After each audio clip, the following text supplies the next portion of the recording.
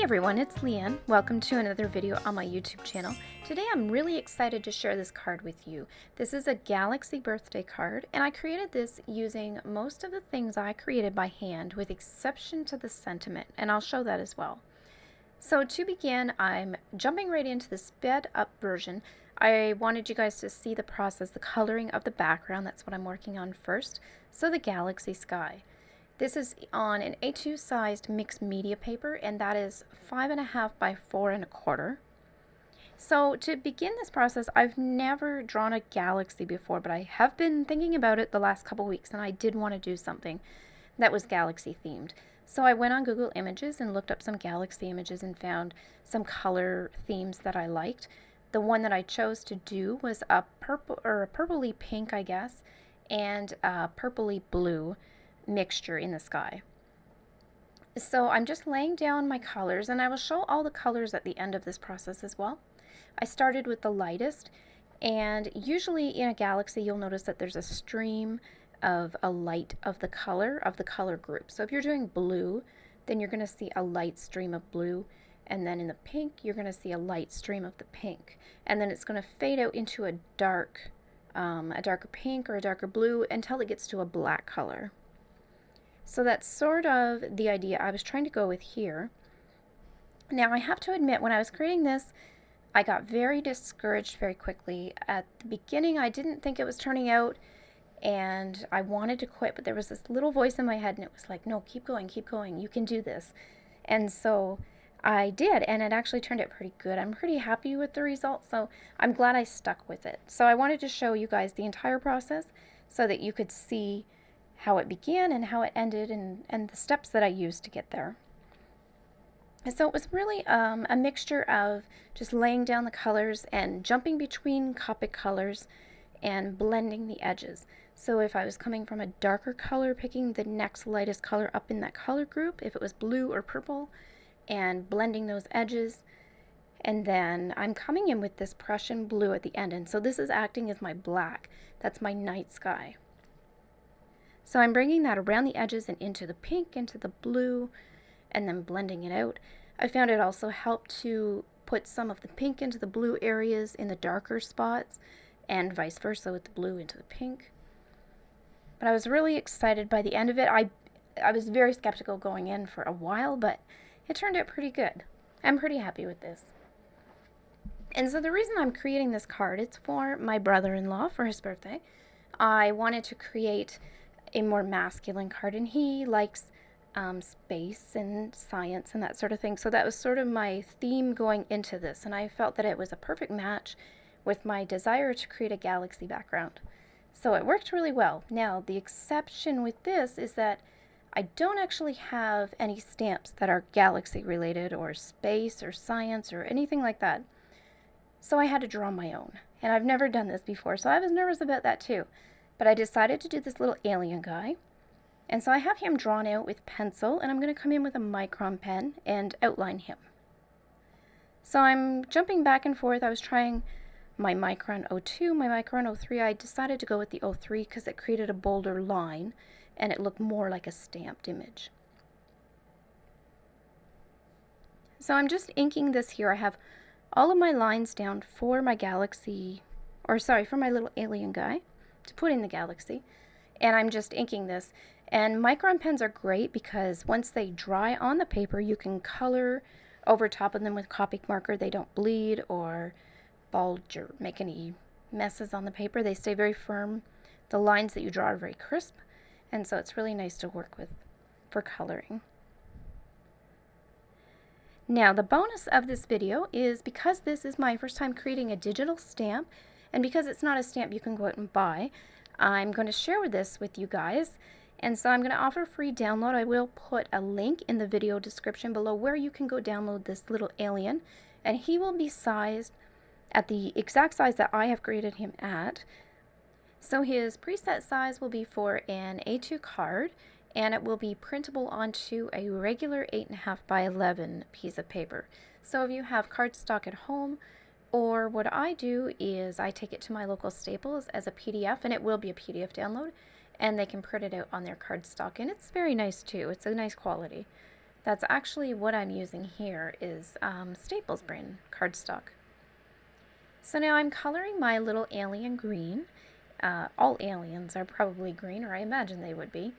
And once I have that set, I'm using a medium tone to lay down the shadows. Now, by doing this, it's a nice trial and error because especially if you're new to doing shadows and coloring, using a medium tone is a nice, safe way to put down what you think, and then if you lay down a shadow that you feel that isn't quite in the right spot, or you think that it should have been to the left of the line instead of the right, or something like that, the ink dries lighter than when you put it down. So you can use it as a guide, but you can easily just kind of ignore it if it doesn't fall correctly. And so what I'm doing now is I'm coming in with this YG25, which is a darker green, and I'm tracing over those shadows, and this is intensifying those shadows. So anywhere I put that medium tone, you can faintly see it, but because the marker dries lighter, it's easy to dismiss it if I happen to make a mistake. And then once I have those dark shadows in, I'm just blending those out with my light base color. And so for the mouth area, I'm putting down some pinks. You guys can use any pink Copic markers you have. It's a small spot to color, so it doesn't really matter which colors you use. Now I'm coloring the eyelids as well. I'm using the same greens from his skin color, but I'm going to come in with this G16, which is more of a blue green, and that's just to intensify those eyelids and make those eyes pop out a little bit more and seem more of a focal point. For his shirt, I'm going to do that in blue, and while I'm choosing my colors, I am keeping in mind my galaxy background and what tones they have. They're all based on cool colors, and so I'm using cool tones with my alien image as well, just to help tie that all together visually. So the same thing I did with the alien, I'm doing with his shirt here, so I'm drawing in the shadows with a medium tone. And then I'm coming in with this B05, which is a really bright but deep, punchy blue. And so it really bumps up those shadows a lot. And it adds a lot of dimension, so you can really see how much more 3D he looks since I've added that blue. And then I come in with my base color, just a quick wash over those edges to blend them out and soften them a little bit. Now for the cuffs and rim of his shirt, and the cuffs on his sleeve, I'm using this red combination, and so R85 and R46, and then I'm going to use these same groupings of red colors. Because this is a spot color, I want to disperse it somewhere else in my scene as well. I don't want to have it just in one area. So I'm going to add this to the color of the light on the front of his spaceship. So I've brought in RV00, and I'm going to put that in the center, and then I'm going to go gradually darker towards the edge of this circle, so it really looks like that light is illuminated, or it's on, because he's driving a spaceship, so it's turned on.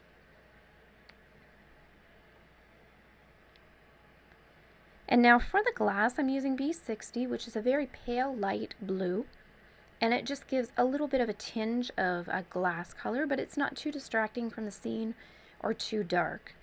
So you get the idea that he is in his little glass bubble. And then once I have that wash of this B60 down, I'm coming around the rim or the perimeter of that glass and creating a stronger line, just doing another layer of ink, making it a little bit darker. So this creates more of the visual effect of the glass. So he's in a nice thick bubble of glass, not a thin bubble that would pop out in space. And that's the nice thing about Copic markers too. If you're quick to lay down your first layer, then you can build those layers with the same marker color and create a darker look. So now I'm coming in with C3, which is Cool Gray 3, and I'm just creating a slight shadow on the inside of the spaceship underneath the glass. And so this is the little pod that he's sitting in. And then using that same set of colors, I'm using my Cool Grays to come in and create this sort of metallic look to his spaceship. So I'm doing the dark colors from the edges, and it's coming in light into the middle on that bottom rim. And then below the little light on his spaceship, I just colored that with the C6. It's a very small area, so I didn't do any shading or anything there. And then for each of the metal panels, I'm doing a base coat of C3. And then coming in with C6, I'm just flicking off that one edge to create that shadow. And then doing a quick wash of C3 over those blended edges just to soften that line a bit. And I'm going to do this with each panel. Now the little circles that are on the metal pieces of his spaceship, I assumed that they were rivets that are holding it together, but they could also be lights, so you could color these maybe in yellows and greens or oranges. They could be like his taillights or something.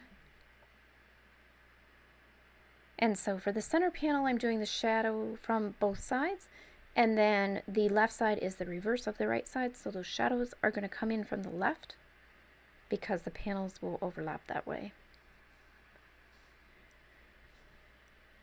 And so I'm just, as a last touch, coming in with C6 and rimming the bottom, and I rimmed the bottom of the glass, just creating a shadow just to anchor that area visually in there a little bit better. So now I'm cutting this out with my scissors. I don't like fussy cutting. I've probably mentioned that a few times, but this one was actually not too bad to cut out because it was just circle shapes. So I went very slowly and made sure my line was smooth, and it was pretty simple to cut out. Now I'm going to come in with my Copic marker in black, which is 100, and just rim that edge so you don't see the white part of the paper when I put this on the galaxy, because it's a dark background image and everything's sort of dark. I don't want the cut edge to really be glaring. Now I'm going to use the sentiment from my Lovable Legends stamp set, but you could use any stamp set you have on hand. It could be as simple as Happy Birthday, or if you do have a space theme stamp set or anything even remotely similar, you could use that here. I'm going to stamp and emboss my sentiment, so I'm using that Versamark ink I showed you there, and I'm going to use white embossing powder from Michaels, and that is in the color Snow. So I'm just spreading the embossing powder on now that I have it stamped. And I've put down a piece of paper underneath to catch the extra powder. And now I'm going to add my little guy on with foam tape. I did emboss that with my heat gun off camera. And now I'm ready to add my little guy. So I have the tape peeled off, just finding where I want him to sit in the bottom left corner. And then I'll push him into place. So now I'm coming in with my white Jelly Roll pen, and I'm going to draw first some motion lines off the spaceship. So he's kind of whizzing in to say, hey, happy birthday. And he's waving hello.